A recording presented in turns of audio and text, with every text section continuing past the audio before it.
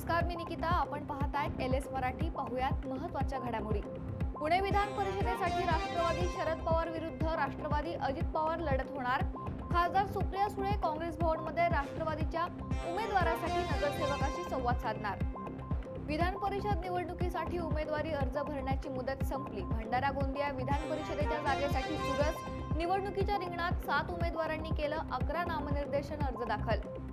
निदा राहत असलेल्या घराचा मालक हनीफ खान, युसुफ खान आरोपी. हनीफ खानचे नाव पुरवणी दोषारोपपत्रात नमूद होणार. चौकशीमुळे अडचणी वाढल्या. भंडारा गोंदिया विधान परिषद निवडणुकीच्या तोंडावर मतदारांचं अज्ञातस्थळी स्थलांतर. नामनिर्देशन पत्र दाखल करण्याची प्रक्रिया पूर्ण होताच भाजप आणि काँग्रेसने मतदारांना मध्यरात्री ट्रॅव्हल्सद्वारे हलवलं अज्ञातस्थळी. छत्रपती संभाजीनगरचे भूमिपुत्र न्यायमूर्ती रवींद्र विठ्ठलराव घुगे यांची मुंबई उच्च न्यायालयाच्या प्रभारी मुख्य न्यायमूर्तीपदी नियुक्ती. मुंबई उच्च न्यायालयाचे विद्यमान मुख्य न्यायाधीश चंद्रशेखर यांची सर्वोच्च न्यायालयात नियुक्ती. परभणीतील खंडोबा बाजारातील महानगरपालिकेच्या दवाखाना परिसरात दारुड्यांचा सुळसुळाट. पोलीस प्रशासन आणि महानगरपालिकेचे दुर्लक्ष, नागरिकांचा आरोप. उमरगा तालुक्यातील तळमोड इथं जुन्या भांडणातून 28 वर्षीय तरुणावर प्राणघातक हल्ला.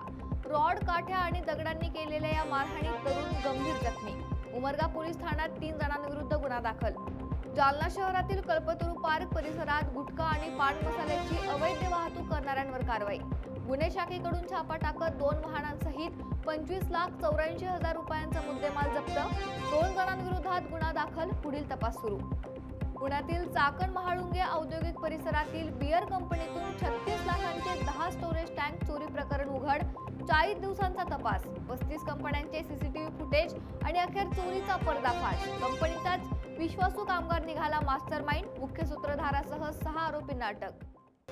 हिंगोलीत रामेश्वर शिवारात धावत्या ट्रकला भीषण आग. प्लायवूडने भरलेला ट्रक जळून खाक. शॉर्ट सर्किटने ट्रक पेटला. 40 लाखांचं नुकसान.